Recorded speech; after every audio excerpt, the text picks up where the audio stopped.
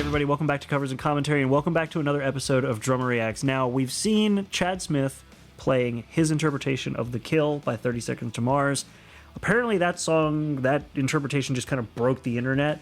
I had no idea, and it was actually just recommended to me by a drum friend of mine, but it helped me rediscover Drumeo, and you all really liked that, and you all really wanted me to watch more.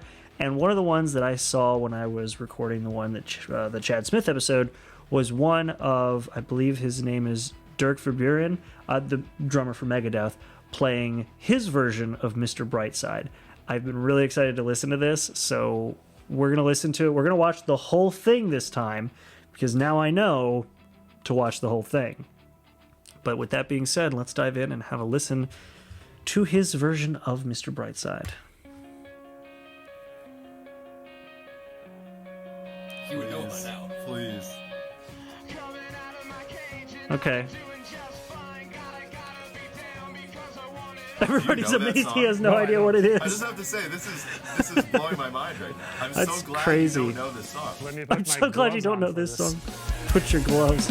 Oh, don't spoil it! Don't spoil it!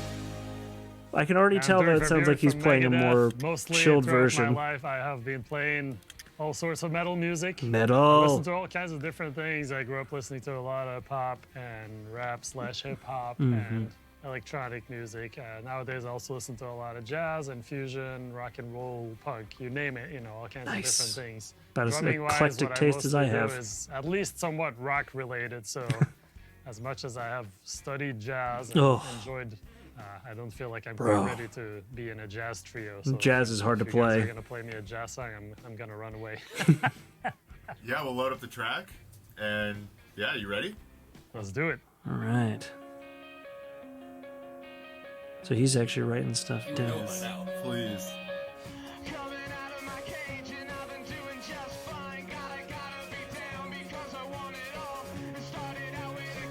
Yep, 16's on the high. Yeah, okay. Turning sinks into the sea. Goodbye, soaking on your alibi. What is he writing? I'm curious. So when I did session drumming, one of the things I used to do is I used to take down notes. And it wasn't anything major, but what I used to do is, depending on how the song sounded based on the scratch track, or if I was just making a beat up on the fly, I would normally at least try to figure out like if there were any moments with the other instruments that would really stand out, things that would help me kind of like, you know, if for example, like in this song, for example, in Mr. Brightside, I'm pretty sure the song ends like bum bum bum, and it like ends on a three note kind of like lingering sound, or a lingering set of notes. So I would write down like ends on 3 in my notes so that I could glance over real quick and kind of see that. And the benefit of studio drumming, or well, session drumming like that, especially since I was like the only session drummer who couldn't read music in the studio, was that I could go back and kind of refine it as it went. But the first take, I would have an idea of what was going to happen next. So I'm curious what he's writing down here.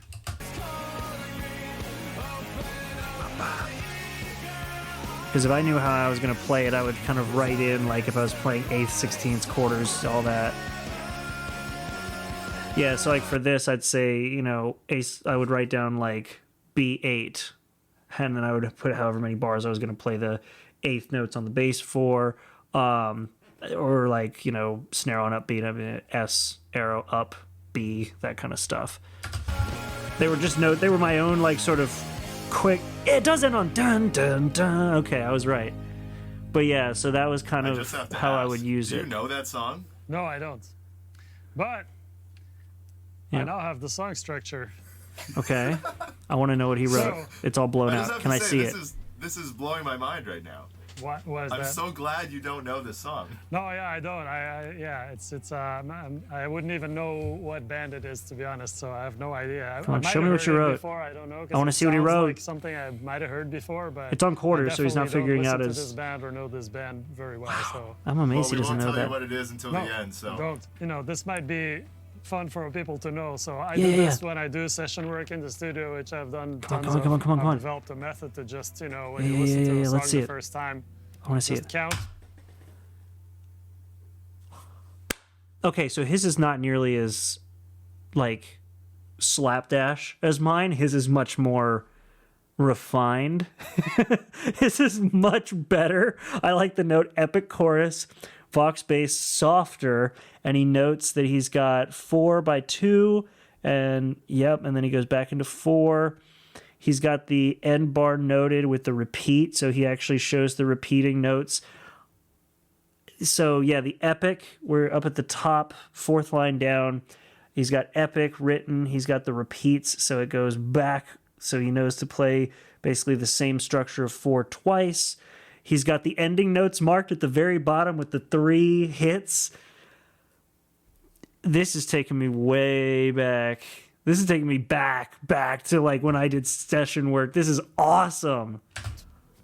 You know, name the parts. Yeah. Count the bars, and then at least if anything, you have a structure. So in this case, that's all you need since there's no drums. I can make up my own, which thank you guys. Very So yeah, generous he's of not you. marking the particularly. So me he's not having marking at the least a drum structure, parts, but you he's know, marking I'm the not structure saying of the I'm gonna song. Maybe read this perfectly, but at least I'll have some idea of where I am, and I have a few of the accents on there. You know, a few little Yeah, things I yeah, noticed that's on the bass interesting. and like the ending of the song and stuff. Yeah, So, okay. let's try I'm this. like, I'm excited to try it. I Let me love put this. my gloves on for this. oh, he's got gloves and everything, man.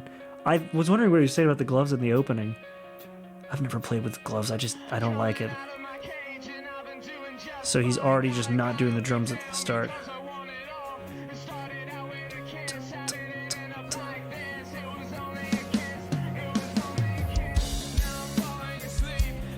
Whoa! Whoa!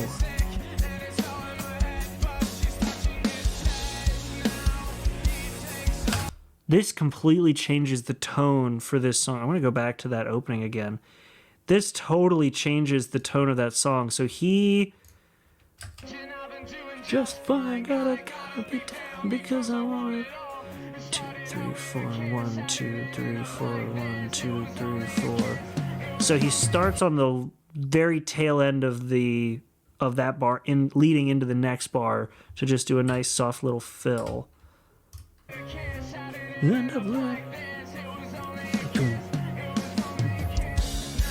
Yeah, so he's doing eighths.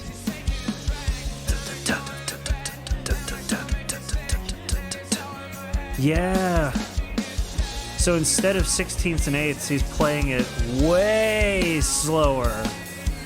He's almost like at halftime on the snare. Man!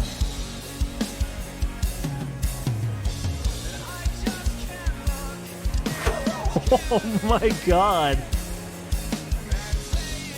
I want to know what kit he's got as well. Obviously, it's whatever. Yeah, so he's got Evans heads. Oh, we got a Meinl kit this time. I'm partial to mine. I like my Sabian Rude, or my is it Sabian? I forget who does the Rude series. Peisty does the Rude series. I like my Peisty Rudes, but he's got the Meinl. I don't remember I think these are the classics with the black accent rings around everything. Man, that is so nice.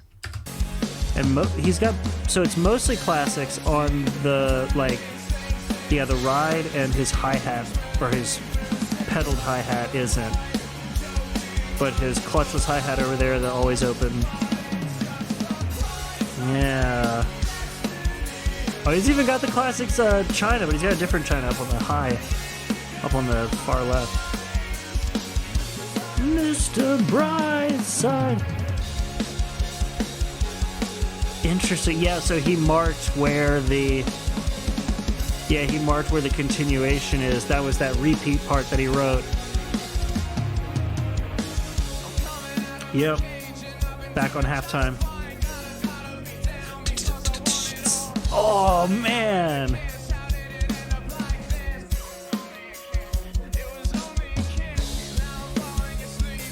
It's interesting that they cut to the double pedal. He's going to play something on double pedal. I want to cut back here though to when he ends the verse. So yeah, so he chose to go halftime on the verses, which is interesting. It's a very rock way to do it. And then for this part, because he's getting into what would be considered sort of the second verse and a little more, you want a little more energy on the second verse for some songs, especially like metal or rock. So he's adding more accents to the snare drum, so you can hear this like, and the hi-hat, of course. Yeah. I love how his go-to for an open hat is just the always open piece, so that he can have his foot on the double bass. And he's got the proper double bass. 2 individual bass drums. It's interesting that he chooses to go to the ride cymbal for the lead into the chorus. Oh, yes, I love it. Double bass fill-ins between the tom rundown. Hell yes. Yes. Ooh. Why is this such low res? I need the HD quality. Give me the HD. Give me the HD. There we go. Oh my god, now I can see everything. It's like I just put my glasses on.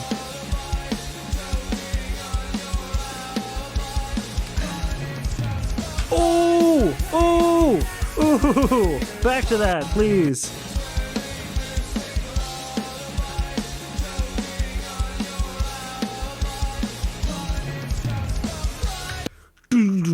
So he's doing, I think that's either triplets. That might be triplets on the toms. That is, I think it's, God, it's so hard to tell, but I think it's triplets on the toms with the in-betweens filled in with double bass. So, no. Yeah, it might be, yeah. Yeah, so triplets on the toms followed by the double basses, which, like, I love the fact that, of course, Megadeth's drum kit, just the band for visuals on stage, the drum kit they would use would be a straight double bass drum kit. I love it. I want to see him just go straight like. I want to see straight double bass. Come on, give us some eighths. Let's go. Give us some double pedal. Oh, he used. So that's something interesting. So even for a first take, he used the same, or yeah, I think that was the same or a similar fill pattern to what he used to open the song with. So that's kind of a nice little bit of continuity, considering this is his first take on this song. That's awesome. Open up my eager eyes, 'cause I'm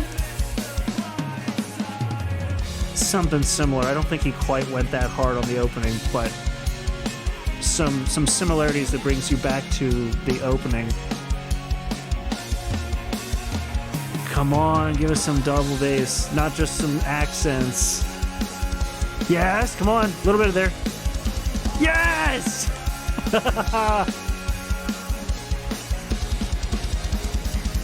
Yes! I love it! I never thought I would hear hardcore double bass in Mr. Brightside. I love it. This is amazing. Oh my god. Once more. Yes.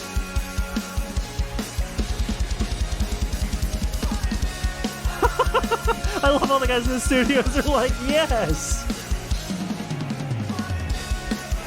Oh, man.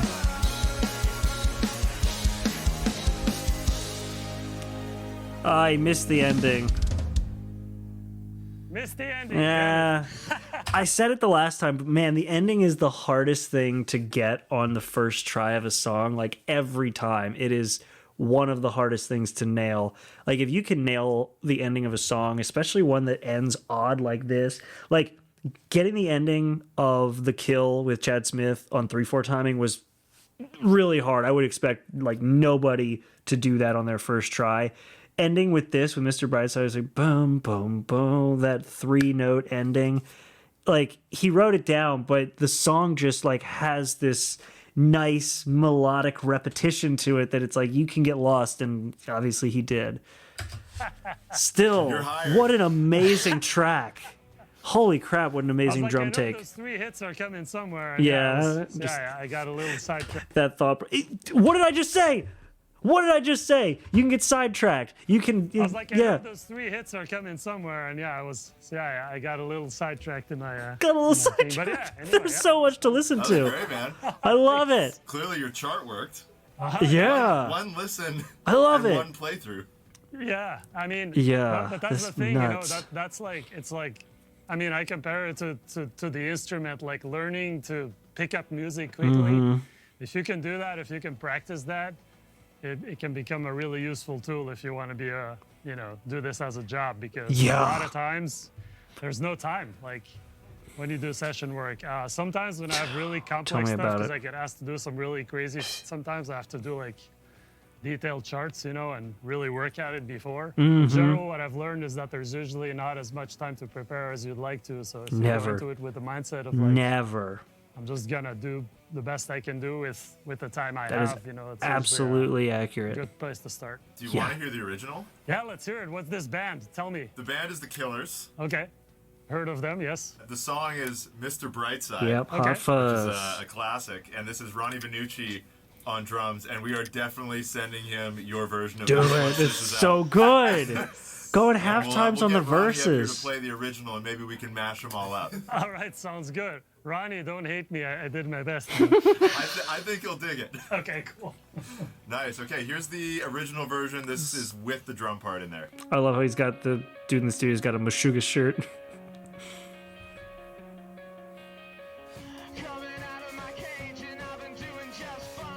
Yep. Yeah.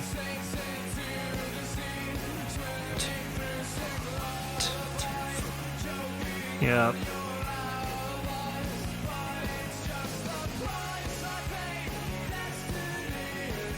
Man, he really like hearing it again after his take. His interpretation of it was so unique, and I love it.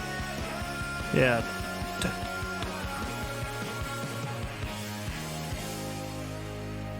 Yeah. Yeah, man. Badass. I have to say, I can see why it's a classic. Hearing it Yeah. now, like the whole thing. Yeah, it's a killer song. Killer song. Killer You song. walked right into that one. Yes. No, I Nice. can totally see how that would rule on stage, and how people would just Oh, go absolutely. crazy. And great drum part, like, Absolutely. very well balanced, and yeah, Incredible. I know I hit the crash can at the same time as him at one point. I was like, yeah, I nailed one thing. Nice. But no, it was great drumming. Oh, I and love very, this. Yeah, very balanced and very tasteful, and fills in the right place, and super cool. Yeah, I love it, man. Love it. It's this So was fun. good. So yeah, that was my best shot here on Here's a Song for the First Time, courtesy of Drumeo. Yeah. Hope I didn't let you guys down too much. I had fun doing this, and this is something that, again, if you wanna have a gig playing an instrument, it's a good idea to get really, to get some kind of technique going for you to learn songs fast, and at least get the basic hang of a song structure. Obviously, for us This is- drummers, like yeah. having the song structure together, which Oh. I royally screwed up in the end when I missed the closing hits. It's an important thing. He's and gonna be- also He's going to be on that for so long because, like, especially when you are going to the trouble of writing everything down and you miss it and you only have one opportunity to nail it, especially like if you perform live and you miss an ending to a song, like that ruins your night. Even as good spirited as he is, I guarantee he loves the fact, like, just coming from my experience, I guarantee you that's going to just be a thing in the back of his head now. Like, it's probably not going to ruin his day, but like it's going to be in the back of his head now that he missed those last 3 notes. It's going to stick with him for a little while because, like he was saying, drum structure for the song is very important for the drummer. So the more opportunity the drummer gets to put the structure together and figure out exactly where everything goes and piece it all together, the more the drummer has time to kind of like figure out everything that goes within that structure for their part. Because, I mean, the drummer kind of holds the band together on stage, and you'd be amazed how much of a team sport it really is in the studio. I mean, it's still a team sport on stage when you're playing along with everybody else, but like in the studio, it's way more of a team sport when you're playing because everybody has to be on it. Everybody has to know what they're doing. Everybody has to have their parts nailed down. But before all that happens, y'all have to figure out what those parts are to begin with. So that's a pretty big deal. Right, reading whatever notes you take, or here's the thing: a lot of times they're not going to have time to memorize everything you have to learn. So you need to have some kind of tricks. I've even had charts on stage sometimes, and not Jonathan not my favorite Moffat's thing to do, but playing I've been in Linkin that position, Park. and when that's what you need, you do There's it. so many good things in Anyways, this channel. This was great. Jonathan Sugarfoot Moffat, here's Linkin Park. Oh man, we got another song to do already. I love it. What a fantastic take. I love it. I love it. I love it. I love it. Holy crap. You all weren't wrong. This was absolutely one worth listening to. If you have more recommendations, leave them down below. I have a long list, and it's only getting longer, but I want to get through that entire list. We will listen to everything that everybody recommends. It is just a matter of time. So if you want to stick through and have be part of that and be with us while we're going through that entire list and more, subscribe, like, everything. This was a freaking amazing track. This is a great video. I'm so glad you all recommended it. Thank you, thank you, thank you. And yeah, just be sure to like and subscribe, the whole 9 yards. Check out the video on your own down in the link in the description on your way down there. Leave a comment. I really want to know what else you all want me to listen to because this has been incredible. Yeah, this has been like a drummer week. And I'm not complaining. I love it. I love it. I love it. I love it. That is it. Thank you all so much for watching. Thank you for being here, and I'll see you in the next video. Have a good one.